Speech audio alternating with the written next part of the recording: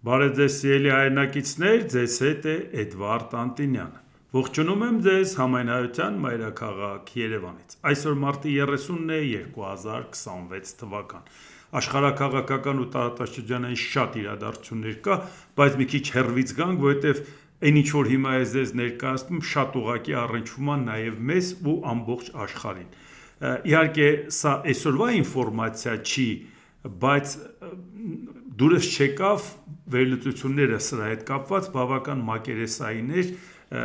մտածեցի, որ ստիպված ուրեմն ես պետք է անդրադառնամ։ Չինաստանը մեղադրեց Միացյալ Նահանգներին Պանամայի ջրանցքի վերահսկողությունը զավթելու մտադրության մեջ։ Այն բանից հետո, երբ Հոնկոնգում գործող օպերատորը վերջերս հեռացվեց լիցենզիայից։ Արտգործնախարարության խոսնակ Լինցզյանը ասել է, որ Պանամա նավահանգստի հարցի վերաբերյալ Պեկինի դիրքորոշումը հստակ է։ ԱՄՆ-ի կողմից այս հարցի բազմիցս բարձրացումը միայն ցույց է տալիս ջրանցքի վերահսկողությունը զավթելու իր սեփական մտադրությունը։ Պանամայի գերագույն դատարանը 2026 թվականի հունվարին չինական CK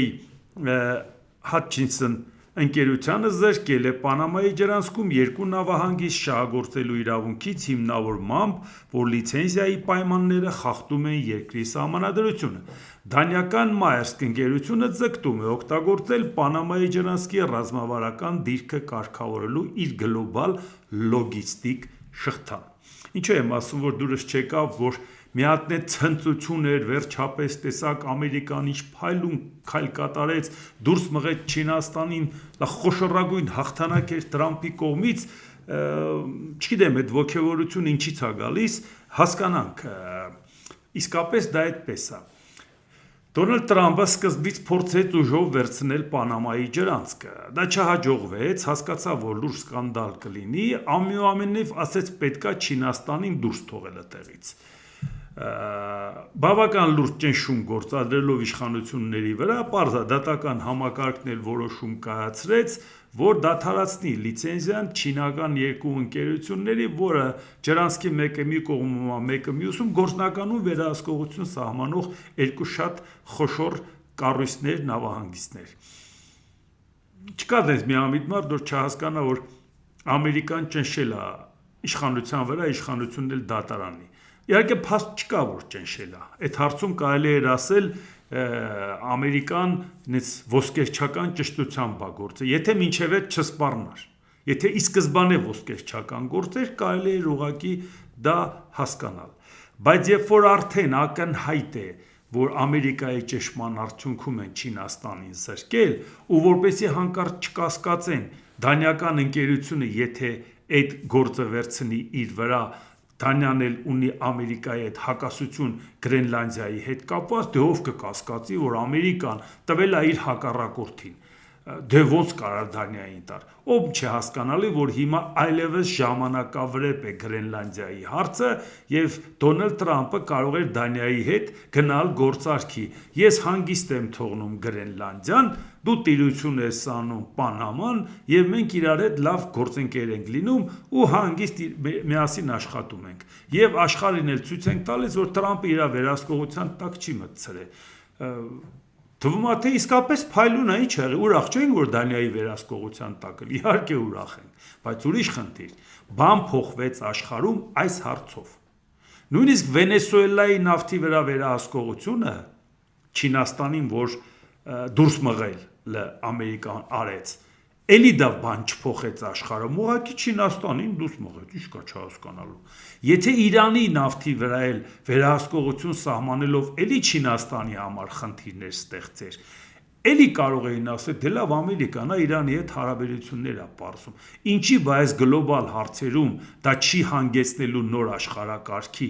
քայլերի ստեղծման, այս Պանամայի ջրանցքը հանգեցնելու է, բայց դրա տարբերությունը ո՞րն է։ Այն էլ մեզանից այդքան հեռու հետ ինչի է դա մեզ այդքան վերաբերվում, որովհետև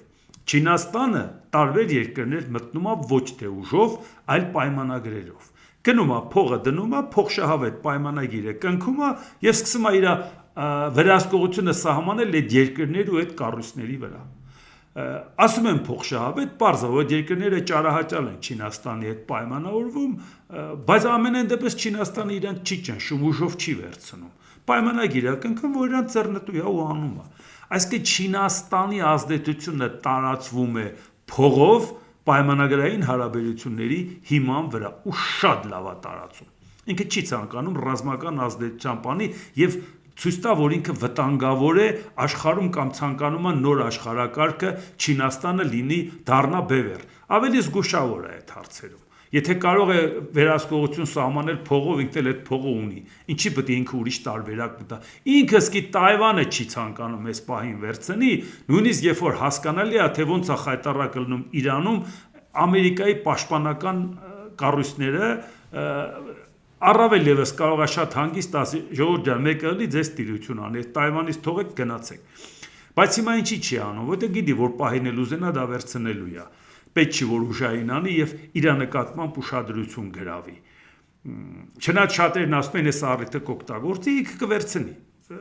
Ախուսափելի է, դա որտեղ Ամերիկան չի կարելու պահի։ Հիմա տեսեք, ինչն է այստեղ տարբերությունը։ Համարենք, որ Դոնալդ Թրամփը մի հատ ապտակ խփեց Սի Ցզինպինին։ Ես քեզանից վերցնում եմ մի բան, որը պայմանագրով դու վերցրել ես։ Ես ճնշում եմ պետության վրա, նա պայմանագիրը դադարեցնում է։ Այսինքն սա ինչ է նշանակում։ Սի Ցզինպին, եթե դու չես կարողանում ուժով պահես քո պայմանագիրը, ուրեմն ցանկացած երկրում քո պայմանագիրը կչեղարկվի։ Դուք պատկերացնում եք դա ինչ ապտակ է։ Բայց այսօր Թրամփը ուժեղ չի։ Թրամփը բավական թույլ է։ Ու անգամ իր գործընկերները իրան չեն աջակցում։ Եվ մեկ է Չինաստանն ասում է, հոп, այս ինչ եք անում։ Ուրեմն ես էլ պետք է ուժով տեր կանգնեմ իմ ազդեցության գոտիներին, ուժով տեր կանգնեմ իմ պայմանագրերին, իմ տնտեսական շահի տարածքում գտնվող օբյեկտներին։ Ուրեմն վերջ, Ամերիկան խաղի կանոնները փոխում է, թե չէ ես մտել եմ փող եմ դրել, դու ասում ես վերկաց դուրս արի։ Վերջ։ Այսինքն ինքը պետք է մտածի, ուրեմն Իրանի հետ ինքը պետք է լավ աշխատի Հորմուզի նեղուցով Չինաստանի նավթը դուրս գա։ Այսինքն նենցելի, որ Իրան չխանգարի, Ամերիկա-Իրան հարվածները Չինաստանին չխանգարի։ Ինքը պետք է մտածի Իրանին օգնելու, Հնդկաստանի հետ լավ հարաբերություն ունենա, Հյուսիսային Կորեայի հետ լավ լինելու եւ Ռուսաստանի հետ լավ լինելու, որպեսզի Ամերիկայի Միացյալ Նահանգները ուժով դուրս չմղի պայմանագիրը չեղարկելու տարբերակով։ Սա բան փոխվեց աշխարհում, որը չգիտես ինչի միակողմանի մեկնաբանվեց, որ տեսեք Ամերիկան ինչ հաջողություն ձեռք բերեց, տեսակ ինչ արեց Չինաստանի հետ։ Արեց մի բան, որ Չինաստանը հիմա կտրուկ ձևով պետքա վերանայի իր արտաքին քաղաքականությունը, իր ազդեցություններին տեր կանգնի, այլևս ուժային կոմպոնենտով։ Իսկ դա մեզ պետք է։ Այո, այս ապտակը, որը Չինաստանին խփեց Թրամփը, Թրամփը այսօր կա, վաղը չկա։ Պատասխանը ստանալու է Ամերիկան եւ Ամերիկայի հաջորդ նախագահը։ Դրանից մենք ինչի ենք այսքան ուրախ, ես դրա համար շատ զարմացա այս ոգևորությունից, ասի չէ, այդքան հազարու մի թեմա կա, բայց սա գոնե մի հատ պարզաբան է մեր սիրելի հայրենակիցների համար, որ իմացեք, եթե հաջորդ քայլը չարեց Դոնալդ Թրամփը, որ արդեն գիտի, որ Չինաստանը անցնելու է հակահարձակման, ուրեմն այս քայլը ավելի շատ վնասեր, քան օգուտ։ Եթե ինքը իսկապես ոսկերչական հաջորդ քայլը կանի, հասկանալով, որ Չինաստանը պատասխան է տալու, ու այդ պատասխանը լինելու է որակապես այլ, որովհետև դու արդեն վերանայում ես նրա պայմանագրերը ուժով, նրա ազդեցությունը չեղարկում ես ուժով։ Բա ինքը ինչ պետք է անի։ Ֆանտաստիկ փողեր է դրսում դրել ու ազդեցություններ է ստեղծել։ Հիմա ինչ ես առաջարկում, թողի հետ քաշվի, որովհետև դու ճնշում ես այդ երկրի վրա, որովհետև այդ երկրը թույլ է, դու էլ ուժեղ ես։ Եվ դրա համար ապրիլին հանդիպումը, որ Չինաստանի հետ նախատեսում էր Թրամփը, ասես տեղափոխենք մայիս, մինչև մայիս ինքը դեռ պետք է մտածի, թե Չինաստանին ինչ պատասխան է տալու։ Եթե մենք ուսումնասիրենք, որովհետև Չինաստանի քայլերը կարծում եմ իրանք մի քիչ դանդաղ են գործում, բայց հետևողական են գործում։ Ես հաստատ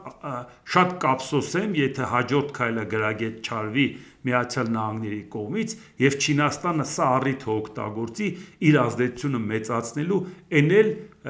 գործընկերային հարաբերություններ հաստատելով թվարկեցի այն երկրների հետ։ Դրանից մենք ինչ ենք շահելու այն դեպքում, երբ որ Ամերիկան էլ Եվրոպայի հետ խորը հակասության մեջ համտե։ Դուք պատկերացրեք, մեր տարածաշրջանում էլ չի կարողանում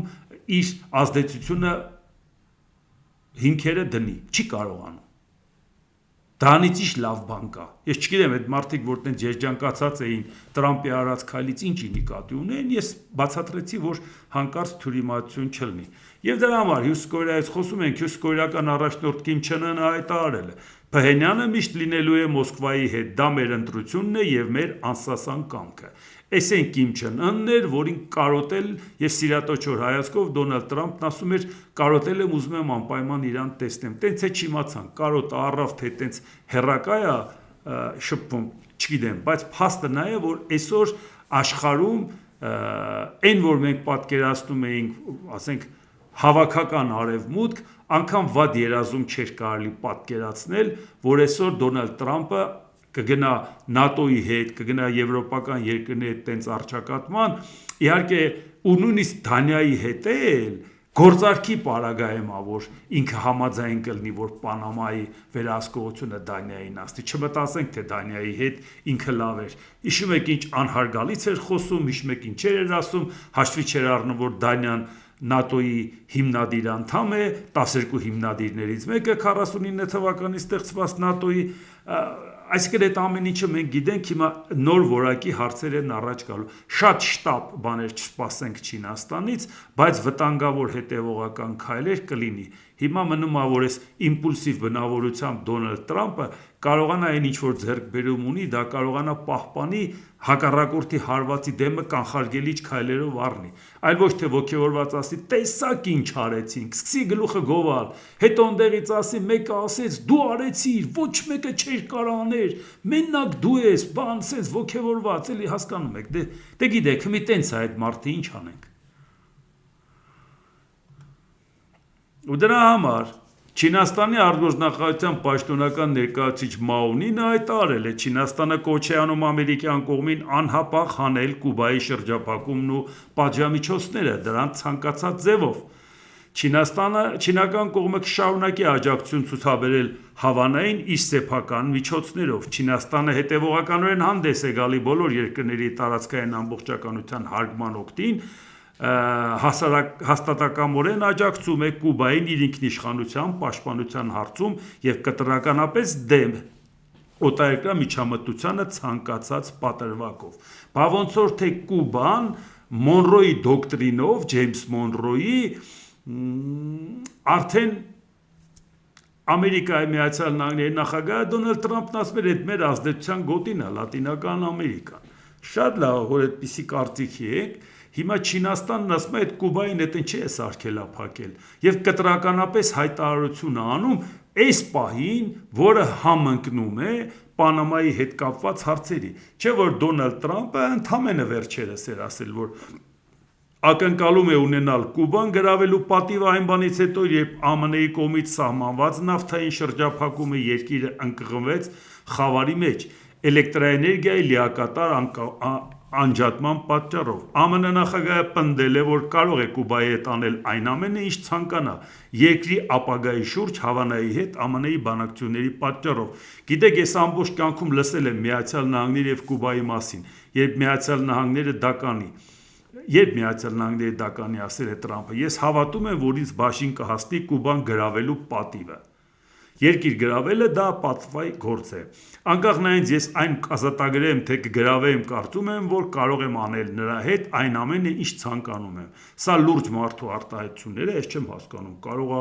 տենց արտաքին քաղաքականության մեջ կարելի է այսպես արտահայտվել, կարելի է նույնիսկ այս ամեն ինչ անել, բայց ավելի կոռեկտ արտահայտվել, էլի։ Ուզում եք իմանալ ճշմարտությունը, նրանք հիմա շատ թուլացած ազգ են, հայտնել է Տրամփը։ Սա օրերս էր ասել, բայց Չինաստանն այսօր հակադարձում։ Եվ դրանից հետո ԱՄՆ նախագահ Դոնալդ Տրամփի ասացի հետ կապված Կուբան գրավելու մասին հայտարարություն Կուբայի նախագահ Միգել Դիազ Կանելը հայտարարել է անսասան դիմադրություն ցուցաբերելու պատրաստակամության մասին։ Վատագույն սցենարի առջև կանգնած Կուբան մի բանում վստահ է։ Ցանկացած արտաքին ագրեսոր կհանդիպի անսասան դիմադրության, գրել է Դիազ Կանելը։ Իդեպ, այս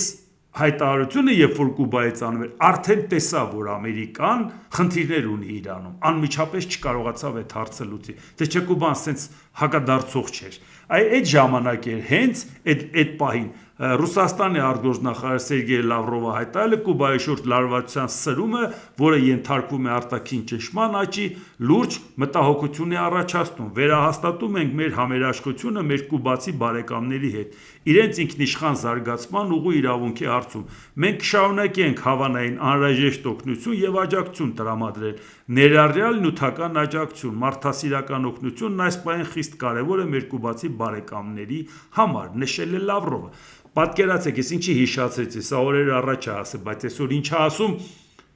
Թրամփը, այն որ ասպեր Մոնրոյի դոկտրինով հանգիստ թողեք Լատինական Ամերիկան, Կուբան արգելափակել էր, այդ նույն Տրամփը ինչ է ասում, Վաշինգտոնը դեմ չէ, դա էլ այսօր ասում։ Եթե Կուբան ռուսական նավթ ստանա, քանի որ այն անհրաժեշտ է գոյատևման համար։ Եթե որևէ երկիր ցանկանում է հենց հիմա նավթ ուղարկել Կուբա, ես որևէ խնդիր չունեմ, դրա հետ լինի դա Ռուսաստանը չունեմ դրա հետ, լինի դա Ռուսաստանը, թե որևէ մեկ։ Կուբան ավարտված է, նրանք ունեն վատ ռեժիմ, շատ վատ է եւ կոռումպացված ղեկավարություն։ Ես կնախընտրեի թույլ տալ, որ այն լցանավը անցնի, լինի դա ռուսական, թե որևէ այլ մեկի մարդկանց անհրաժեշտ է ջեռուցում, օթորակիչ եւ մնացած ամեն ինչ։ Աբսուրդի մակարդակը նայեք։ Այսինքն դու արգելափակում ես Կուբան, Վենեսուելայի նավթը չես թողում, որ Վենեսուելան տա, որպեսի շրջափակելու պարագայում ճնշես նրան, որ հանձնվի, նրանք ասում են չենք հանձնվելու, խայտարակ վիճակը այնտեղ կարող է 20 ժամով հոսանք չլինի,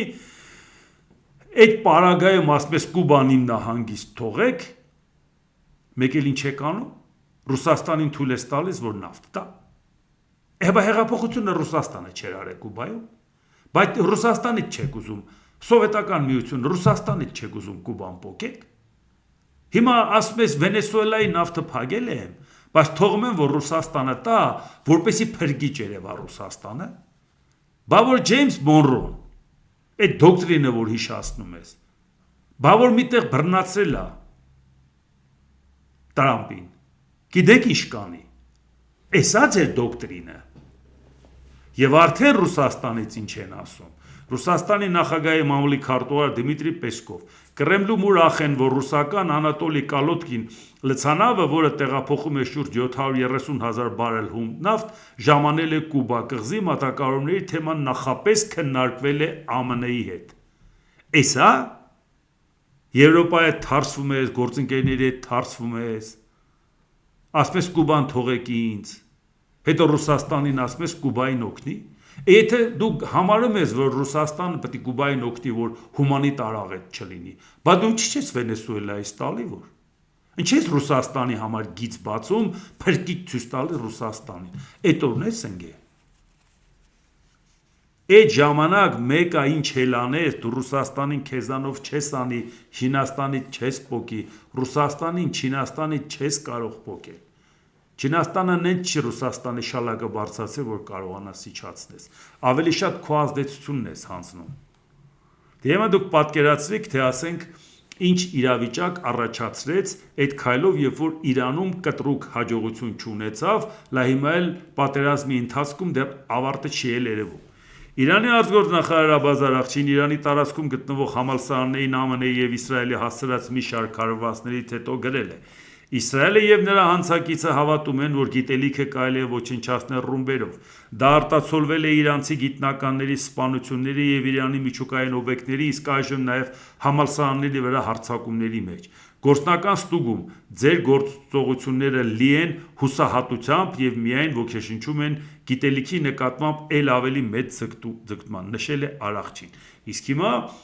այլ հայտարարություն արվում Իրանի կողմից, հարվածել եք, պատասխանը ստանալու եք։ Իրանը սպառնացել է հարվածներ հասցնել տարածաշրջանում գործող իսրայելական եւ ամերիկյան համալսարաններին, որպես պատասխան երկու իրանական բուհերի դեմ իրականացված հարձակումների։ Եթե ԱՄՆ վարչակազմը ցանկանում է, որ տարածաշրջանում իր համալսարանները խուսափեն պատասխան քայլերից, ապա պետք է մինչև մարտի 30-ի կեսօր, այսինքն այսօրվա մասին է խոսքը, Թեհրանի ժամանակով դատապարտի համալսարանի ռմբակոծությունները։ Համարենք չի դատապարտել, այսինքն դա կարա շարունակություն ունենա Իրանի կողմից։ Տարածաշրջանում գտնվող ամերիկյան համալսարանների բոլոր աշխատակիցներին, դասախոսներին եւ ուսանողներին, ինչպես նաեւ հարակից տարածքների բնակիչներին խորհուրդ է տրվում պահպանել առնվազն 1 կիլոմետր հեռավորություն համալսարանների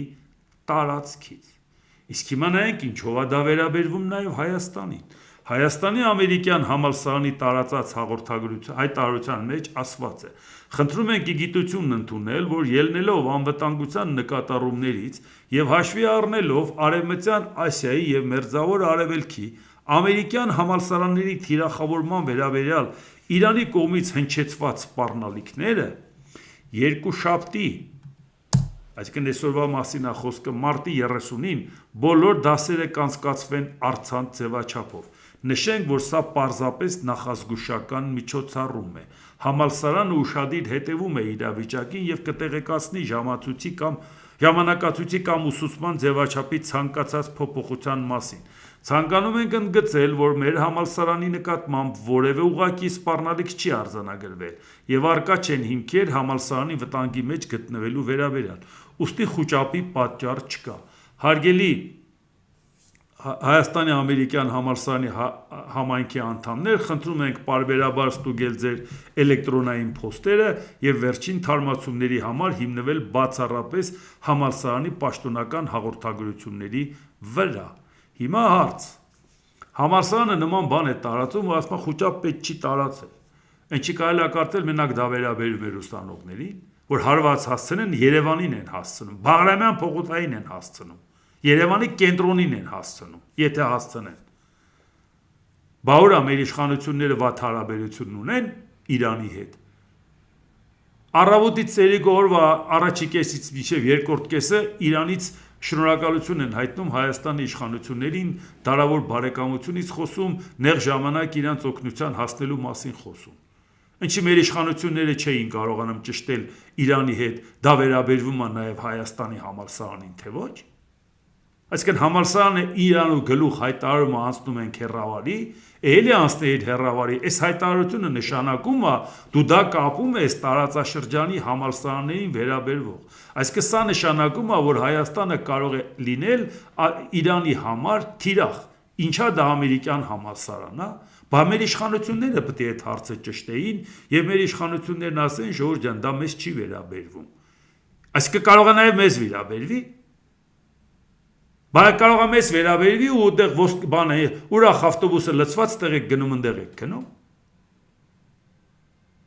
Կարող է առավոտ մարդիկ քնից արթնանան, մեկ էլ իմանան Երևանի խփել է, ձեր բարեկամ Իրանը։ Բա մի հատ չեք զանգում, հետո ասել ժողովուրդ ջան, հանգստացեք, դա մեզ չի վերաբերում ոչ միայն այսօր, այլև վաղը, այլև մյուս օրը։ Համի դուք սենց կասկածը փարատեցիք։ Մի օր խփում են ամերիկյան դեսպանատան որևէ երկրում, ասում են այնտեղ որտեղ մի քանի զինվոր կար։ Մենք շատ գիտենք այնտեղ ովքեր կան, կամ ում է հետևում Իրանի հետախուզությունը։ Մի օր ասում են, եթե դուք մեզ համալսարանին խփել եք, հարվածը կստանա տարածաշրջանի բոլոր ամերիկյան համալսարանները։ Եվ մեկ էլ անմիջապես տարածում են, որ ժողովուրդ ջան, դասընթացները դառնում է հեռավար։ Ինչի տենց կետային հարված էին հասցնելու, որ բալիստիկ հրթիռով խփեին, մենակ համալսարանին էին վնասելու, որ մարդիկ այնտեղ չլինեին, պրոբլեմ չկար։ Իհարկե խուճապի չենք մատնվել։ Պարզապես ասում ենք լրջացեք, ժողովուրդ ջան, պետության ղեկավարների մասին է խոսքը, համալսարանի մասին չի խոսքը։ Պետության ղեկավարների մասին է խոսքը։ Դուք որ հեռավար անեիք դասընթացը ձեզ համար, ոչ մեկը չիմանայինք ինչ էր եղել որ։ Քիչ է եղել որ հեռավարի են անցնում։ Վերանորոգում է շենքը։ Սանիտարական օրենք հայտարարել։ Բայց ձեզ հատուկ ասել են նպատակային տարածեք, հաշվի առնելով, որ հարվածելու են տարածաշրջանի բոլոր համալսարաններին։ Եթե չդատապարտեց Ամերիկան ու Իսրայելը, ուրեմն վտանգը կարող է լինի հաջորդ օրը, մյուս օրը եւ ցանկացած օր։ Այս հայտարարությունը պատահական հայտարարություն չի համալսարանի նախաձեռնությամբ, ժողովուրդ ջան։ Եթե դու կապում ես տարածաշրջանի բոլորի եւ Իրանի վարած քաղաքականության հաշվի չառնելով, որ մենք Իրանի համար բարեկամ պետություն ենք։ Ու դժվար չէ զանգել ճշտել դա մեզ վերաբերվում է, թե չէ։ Իսկ եթե վերաբերում է շատ ավելի վատ։ Բայց ինչ է կառավարության ծիրիգու Իրանի հետ սիլիբիլի անում։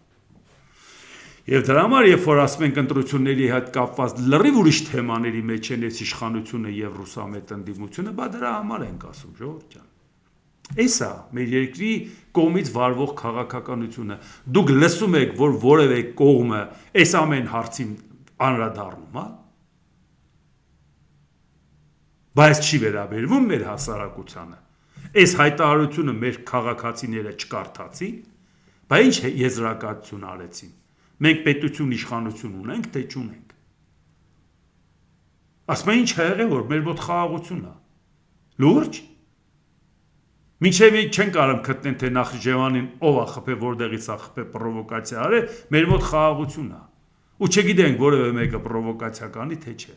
Ու չգիտենք Իրանը կխփի, թե չէ։ Կամ որ խփեց, մենք ինչ ենք անելու, պատասխան հարված ենք հասցնելու։ Չգիտենք։ Ոչ էլ գիտենք, որ հարցը լուծված է, դա մեզ չի վերաբերում։ Դրա համար ենք ասում, որ առաջիկա ընտրությունների հետ կապված այս ոգևորությունը սենց ագրեսիվ առավոտից իրիկ ու իրանց նյութերով լցվել են, բայց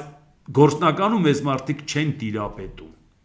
Անկամ չեն տիրապետում, որ այսօր մեր վարչապետը ի պաշտոն է, նաև արտաքին քաղաքական պատասխանատուն է։ Այսինքն սա կիսանախագահական կառավարման համակարգ չի, որ ասենք դե լավ վարչապետը տնտեսական ոլորտի պատասխանատուն է,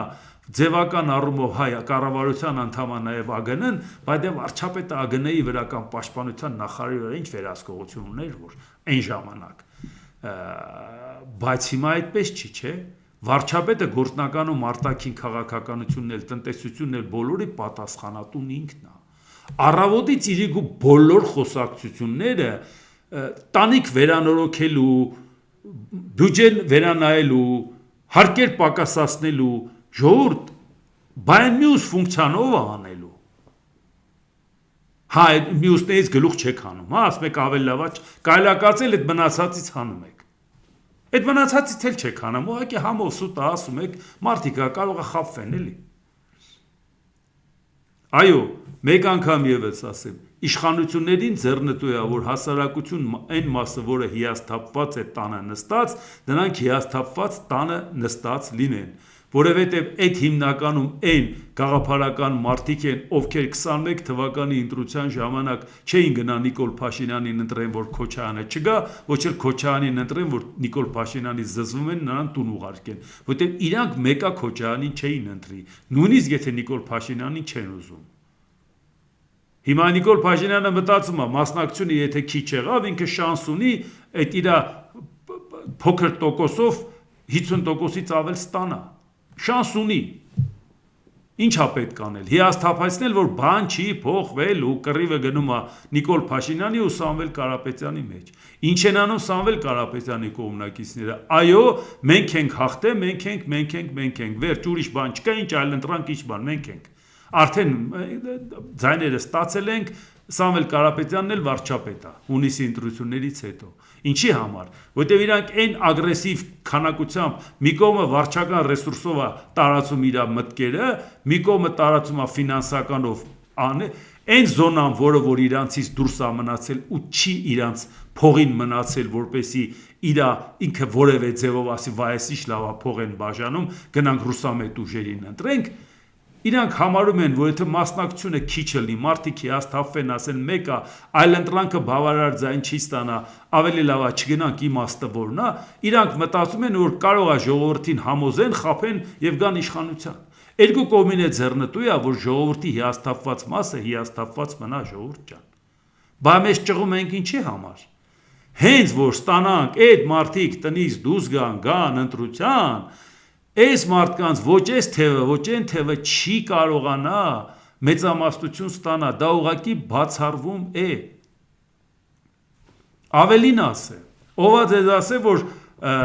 այդ ռուսամետ ուժերը, որոնք որ օգտվում են Ռուսաստանի հետ կապեր ունեն, Քաղաքացիները նրանց վստահելու են ու գնալու են ընտրելու են նրանց, ով ասել, որ իրանք իրանց երկրի ապագան կապում են Ռուսաստանի հետ։ Հա պետք է լի գումար բաժանեն, չգիտես ինչ արեն, ասեն էս կանենք, այն կանենք, կասեն հա կանես լավ ես անում։ Բայց իրանք գնալու են նրանց ընտրել։ Լա մենք ոչ թե ասում ենք նեղացած տանը նստածները, լա այն ակտիվների մեջ մենք ասում ենք, որ այ իմացեք, որ այդ մարդիկ էլ ձեզ չեն ընտրելու, դուք ուղղակի թվեր եք նկարում ձեզ համար։ Եթե այսօր ասում է, որ ընտրություններից անմիջապես հետո Սամվել Կարապետյանն ալնելու վարչապետ։ Մի երկու անգամ դրան անդրադարձել եմ, չեմ ուզում ամեն անգամ դրան անդրադարձ ասեն ինչ եք մի դրած։ Բացատրել եմ, որ հերիք նույնիսկ իրավաբան մարդիկ ամոթան չեք խափում, գիտեք, որ այդ մարդը չի կարող դառնա վարչապետ, որովհետև դե սահմանադրություն փոխվի։ Սահմանադրության փոխելու չափով իրանք ձայն չեն ստանա։ Բացառվում է դա։ Օրենքով էլ է բացառում, որտեղ իրանք չեն կարող 2/3-ից ավել ձայն ունենան։ Իսկ Սահմանադրական օրենք փոխելու համար 2/3-ից ավել ձայն է պետք, այսինքն անհնարին է։ Բացի դրանից էլ 8-րդ գումարման ազգային ժողովը հենց հունիսի 7-ին չի ավարտում իր գործունեությունը, ընտրությունից հետո է համապատասխան նիստը ելնելու է։ Այսինքն եթե դուք ամենաակնհայտ հարցում եք խափում, որ բոլոր մարդիկ դա հասկանում են, որ դուք չեք կարող հունիսի 7-ին Սամվել Կարապետյանը դառնա վարչապետ։ Եթե այդ ամենաակնհայտ բանը, որ ցանկացած գյուղ գնանք, Սիսիանի շրջանի բռնակոտ գյուղի Չոբան Չատին էլ գիտի, Հերվաշեն գյուղի Կտֆորուհի Վարդուշն էլ գիտի, որ դուք խափում եք, ժողովուրդ ջան, դուք չեք կարա ընտրությունից հետո Սամվել Կարապետյանը վարչապետ դառնա։ Բամնացած բաներին ո՞նց են հավատալու։ Դրա համար ենք ասում, ժողովուրդ ջան, հավատացեք մեզ։ Մենք ձեզ ասում ենք, որ Հայաստանի շնորհապետական կուսակցությունը ինչքան ձայն ստացավ, դրանով ծանրակշիռ ձայնով խափանելու է այս երկուսի պրոյեկտը, որտեղ այս երկուսի ուշտն ու միտքն ասել է, որ մենք ենք ու վերջ, այս Հայաստանում ուրիշ ոչ մեկը չի կարող լինի, մեկը իր վարչական ռեսուրսով, մեկը իր ֆինանսական ռեսուրսով։ Դուք համաձայն եք, որ մեր երկրում ընտրությունը պետք է այս մարդիկ որոշեն ձեր երեխաների ճակատագիրը։ Դրա համար ասում ենք, ակտիվորեն նաև մասնակցեք, ձեր բարեկամներին էլ ասեք, զանգեք, ձեր տան երիտասարդներին ասեք, ձեր ապագայի խնդիրն է, ամեն ձևով սեղմեք լայք կոճակը, բաժանորդագրվեք Էդվարդ Անտինյան YouTube-յան ալիքին, սեղմեք զանգակ կոճակը, գրեք մեկնաբանություններ, գրեք հարցեր, տարածեք ձեր մոդիկների մոտ, ովքեր ցանկություն կունենան աջակցություննա ֆինանսական նյութի նկարագրական մասում բոլոր տարբերակները կա, բանկային փոխանցումից սկսած արագ փոխանցում, քարտային եւ այլ բոլորը չթվարկեմ, լրիվ նկարագրական մասում կա։ Դուք տեսնում եք ինչ պայքար է գնում։ Հայաստանի շնորհապետական կուսակցության գրասենյակի հետ էլ կապվեք, Գուրգեն Սիմոնյանի հետ կուսակցության նախագահի, տեսեք ինչով կարող եք օգտակար լինել։ Մարդը եթե ցանկանում է անդամագրվել կուսակցությանը, դա մի խնդիր է, իր աջակցությունը ցուցաբերել ֆինանսական, դա ուրիշ խնդիր է, կազմակերպական հարցերում որտեղ ինչ կարող եք անել, դա էլ մեկ ուրիշ խնդիր է։ Դուք պատկերացրեք, որ սա մեր կռիվն է։ Դուք պատկերացրեք, որ սա մեր ծրագիրն է, որևէ օլիգարխի ծրագիր չի, մեր ծրագիրն է, եթե մեր ծրագիրն է, ուրեմն ձեր ծրագիրն է, որտեվ դուք եք ուզում, որ մենք դա անենք, մեկ ուրիշինը չի, ձեր երեխայի ապագայի ծրագիրն է։ Այմա տեսնում եք, թե մեր շրջապատում ինչ է կատարվում, ինչի դեմ ենք կռիվ տալիս, որպեսզի ձեզ ամեն ինչ ասում են, ամեն ինչ կանխորոշված է, եւ մենք դրա հետ չենք հաշտվելու։ Ուզում ենք դուք էլ չհաշտվեք դրա հետ։ Ուզում ենք, որ ձեր երեխաների ապագան սենց չտանեք ինչ որ մեկի ոտերի տակ մատաղանեք։ ԱՄՆ նախագահ Դոնալդ Թրամփը հայտարարել է, Իրանը համաձայնել է պատերազմի ավարտի վերաբերյալ Վաշինգտոնի ծրագրի 15 կետերի մեծամասնությանը։ Թեհրանի հետ բանակցություններն ընթանում են ինչպես ուղղակիորեն, այնպես էլ միջնորդների միջոցով եւ տալիս են կարեւոր արդյունքներ։ Նրանք համաձայնել են կետերի մեծամասնությանը, ինչու նրանք դա չպետք է անեին, ասել է Թրամփը։ Դոնալդ Թրամփը վստահ է, որ Իրանը կկատարի ԱՄՆ բոլոր պահանջները, նախագահը վստահեցել է, որ Իրանը կհրաժարվի իր միջուկային զենքից եւ կկատարի Վաշինգտոնի պահանջները։ Նրանք կհրաժարվեն իրենց միջուկային զենքից, նրանք մեզ կտան միջուկային փոշին, նրանք կանեն այն ամենը, ինչ մենք կցանկանանք, սակայն եթե նրանք դա չանեն, նրանք երկիր չեն ունենա, ասել է Թրամփը։ Պատկերացնում եք, չէ, այսինքն նորից այդ ահաբեկելը անցնում է, չնայած օրեր տվել, բայց հասկանում են, որ դա այդպես չի, ու մեր տարածաշրջանում դուք տեսնում եք լարվածությունը ինչքան է մեծանում։ Դոնալդ Տրամպը նաև գրառում է անել, ԱՄՆ լուրջ բանակցություններ է վարում նոր ու ավելի խելացի ռեժիմի հետ Իրանում մեր ռազմական գործողությունները դադարեցնելու համար։ Մեծ առաջընթաց է գրացվել, բայց եթե որևէ պատճառով շուտով համաձայնության չհասնենք, եւ եթե Հորմուզի նեղուցը անմիջապես բաց չլինի բիզնեսի համար, մենք կկավարտենք մեր ներկայությունն Իրանում ամբողջությամբ ոչնչացնելով նրանց բոլոր էլեկտրակայանները, նավթահորերը եւ Խարկ կղզին, գրել է Թրամփը։ Տեսեն կղզինը, որ այդ նավթային տերմինալը մոտ 90%-ը Իրանի նավթի հետևով է մշակվում եւ դուրս գալիս։ Հիմա դուք պատկերացնում եք, չէ, այսինքն այս ահաբեկելը շարունակվում է, Իրանն էլ ասում է կխփես, պատասխանը կստանաս։ Դուք ստեղ խաղաղություն տեսնում եք։ Դոնալդ Տրամպը հայտարարել, անկեղծ ասած իմ նախընտրած տարբերակը իրանական նավթը զավթելն է, բայց ԱՄՆ-ում որոշ հիմար մարդիկ ասում են, ինչու եք դա անում, բայց նրանք հիմար մարդիկ են։ Այսինքն ինքը կանգնում հայտարարում է, որ իր նպատակը ուրիշ երկրի նավթը զավթելն է, եւ զարմանում է, որ իրան ասում են, ինչ ես խոսում։ Ասում է, այդ մարդիկ հիմար են։ Ընկեր, լուրջ ես մտածում, որ իրանք են հիմար։ Թրամփը չի բացառել Խարկ կղզու Պարսից ծոցի հյուսիսում գտնվող Իրանի նավթի արտահանման հիմնական հանգույցի զավթումը։ Թրամփը կարծում է, որ Իսլամական Հանրապետությունը չունի կղզին պաշտպանելու ուժ եւ ԱՄՆ-ն կարող է շատ հեշտությամբ վերահսկողություն հաստատել դրա նկատմամբ։ Հիմա լսեցինք, ահաբեկելը լսեցինք, պայմանավորվածությունը լսեցինք, բանակցությունները լսեցինք։ Հիմա Իրանի կողմը լսենք, տեսանք այն ինչ ասում։ Մենք քո ինֆորմացիան միակողմանի չենք ներկայացնում։ Իրանի արտգործնախարարության պաշտոնական ներկայացուցիչ Էսմայել Բաղայի Իրանը չի մասնակցել Վաշինգտոնի եւ Թեհրանի միջև հակամարտության դադարեցման հարցով Իսլամաբադում կայացած հանդիպմանը։ ԱՄՆ-ի հետ բանակցություններ չեն եղել։ Նախորդ փուլից մինչև այս պահը ԱՄՆ-ի հետ ուղիղ բանակցություններ չեն եղել։ Այն ինչի մասին խոսվում է ուղերձներ են, որոնք մենք ստացել ենք մի շարք միջնորդներից, այդ թվում Պակիստանից բանակցություններ վարելու ԱՄՆ-ի ցանկության եւ հարցման վերաբերյալ, ասել է Բաղային։ Դուք ստեղ տեսաք, որ խոսքը գնում է բանակցությունների մասին։ Հիմա շարունակում է Բաղային։ Երբ ԱՄՆ-ից բանակցությունների առաջարկ է ստացվում, բոլորը զգուշանում են։ Չգիտեմ, թե աշխարհը եւ նույնիսկ հենց ամերիկացի ժողովուրդը որքանով է արժանահավատ համարում ԱՄՆ դիվանագիտությունը։ Ի հակադրություն ամերիկացի տարբեր պաշտոնյաների հակասական վարքագծի տարբեր հարցերի շուրջ Իրանի դիրքորոշումն ի սկզբանե պարզ է եղել։ Մենք լավ գիտենք, թե որ շրջանակներն են մեզ համար ընդունելի։ Տարբեր անվանումների ներքո փոխանցված նյութերը, օրինակ 15 կետերը կամ ավելի քիչ, կամ ավելի շատ, եղել են անիրատեսական, անտրամաբանական եւ պարունակել են չափազանց պահանջներ։ Թեհրանը չի հավատում, որ Վաշինգտոնը պատրաստվում է բանակցություններ վարել, քանի որ ԱՄՆ-ն արդեն 2 անգամ հարձակվել է Իրանի վրա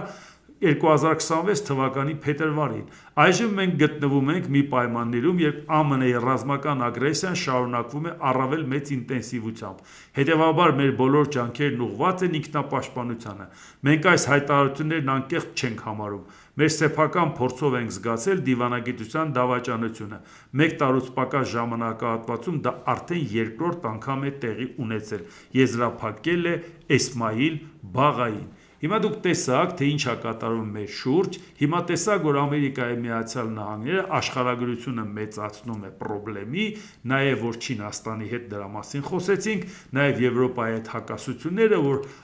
նաև արաբական երկրների հետ տենց անհարգալից խոսալ բավական ծանրակշիռ Սաուդյան Արաբիայի թագավորի հասցեին, դա անելը եւ կարծում եմ, որ առաջիկա 1000 տարին Սաուդյան Արաբիան դա Ամերիկային չի ներելու, ոչ թե Թրամփին, այլ Ամերիկային, որովհետեւ թագավորի հետ տենց չեն խոսում։ Դա ուղղակի պետք էր հասկանալ։ Ինքը երազում է թագավոր դառնալ, ուրիշ թագավորն էլ անուն է դնում։ Ու ասենք տեսնում են երկրում ինչպիսի ցույցեր, ինչպիսի բաներ, եւ կարծում եմ, որ բոլորը պետք է ողջունեն իր վարած քաղաքականությունը, բայց այս ստիպված ես Ռուսաստանին մտցնես Կուբա, դա նշանակում է, որ անգամ եթե տեխնատությունը դնես ձեր տանը, տնեցիք սկի ձեն չեն տա։ Էլ չասեմ, որ ես ընենց է խառնել Դոնալդ Տրամփը, որ կարող է տնեցիք մտնեն սպիտակ տանը իր սևը տան։ Ասեն, ես ինչ ես անում։ Իդեպ օրերս նաև Ֆրանսիայի նախագահ Էմանուել Մակրոնը հայտնել է, որ զրուցել է Իրաքյան Քուրդիստանի նախագահի հետ, Բարզանիի հետ։ Անհրաժեշտ է անել հնարավոր ամեն բան, որպեսզի թույլ չտրվի, որ Իրաքը ներքաշվի այս անկարգությունների մեջ։ Ֆրանսիան մնում է իրաքցիների բարեկամը։ Ավելի վաղ հայտնի էր դարձել, որ անօդաչուն գրոհել է Բարզանիի տունը։ Սա ինչի հիշացրեցի, սա օրերս էր այս մասին ասել, Ֆրանսիան որ փորձում են ամեն ինչ անել, որ նոր ուժեր չներգրավեն այս ամեն ինչի մեջ, որովհետև հիմա դուք տեսնում եք լարվածությունը բավական մեծ է, Հեզբոլլան էլ է ակտիվացել, որովհետև ցամաքային գործողություններով Իսրայելը մտնում է տարածք Լիբանանի եւ անվտանգության գոտի է այսպես ասած ստեղծում, գործնականում մտածում է թե այդ տարածքը վերցնի արդեն դա անեքսիայի կենթարկի եւ դժգոհություններ նաեւ կա Իսրայելում, որովհետեւ ծանր հարվածներ են ստանում մի քանի ուղղությամբ, հութիները որ սսկվել էին, հիմա արդեն Կարմիր ծովում փորձում են իրանց ազդեցությունը տարածեն նորից եւ ասում Բաբել Մանդեբի նեղուցը փագելու ենք, այսինքն Կարմիր ծովից նույնպես նավերը չեն կարողանալու դուրս գան, դուք պատկերացնում եք թե ինչի առաջ են կանգնացնում մեր տարածաշրջանը ու աշխարհը։ Նավթի գները բարձրանում է, այդ պարագայում տեսնում ենք ինչ է կատարվում, ուկրաինական պատերազմի հետ կապված Ռուսաստանը նորից հույս է իր մեջ արթնանում, որ կկարողանա այս իրավիճակի տակից դուրս գա, բայց ի վերջո արդյունքում ինչպես է դուրս գալու տակից, երբ որ հիմա տեսնում ենք ինչ է կատարվում, բայց Դոնալդ Թրամփը հիմա ինքը անընդհատ ասում է ինձանից առաջվանները թույլ են, ինձանից հետո թույլ են լնելու։ Ես գործնականում չեմ հիշում, թե ով է Ամերիկային այսքան վնաս տվել։ Ես չեմ պատկերացնում, որ Ամերիկայի որևէ թշնամի այսքան վնաս տված լինի Ամերիկայի շահերին, Ամերիկայի ազդեցությանը։ Հիմա դուք պատկերացրեք, ամեն մեկը մտածում է ինչպես անենք դուրս գանք Ամերիկայի ճնշումից, ինչպես անենք դուրս գանք Ամերիկայի ազդեցությունից եւ Ամերիկային որպես հուսալի գործընկեր չդիտարկենք։ Սա ինչի համար էր։ Մարդիկ սիրահոժար ամբողջ աշխարհում Ամերիկայի անունն էին տալի, մարդիկ ոգևորված ամերիկյան հրաշքից ու երազանքից էին խոսում, օրինակ էին բերում Ամերիկային, մարդիկ տանջանք չարչարանքով գնում էին մի շանհալի Մեքսիկայով ու չգիտես որտեղով տները ծախում գնում էին, հասնում էին, որպեսզի կարողանան գնան ամերիկյան երազանքի մաս դառնան։ Էս ի՞նչ դառավ։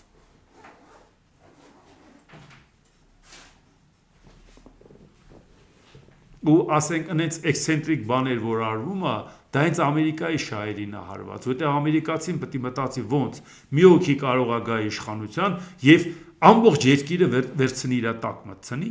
ոնց Ամերիկա, ժողովուրդ։ Ում մտքով կանցներ։ Ավանդույթներ են ստեղծել, հիմնադիր հայրերը,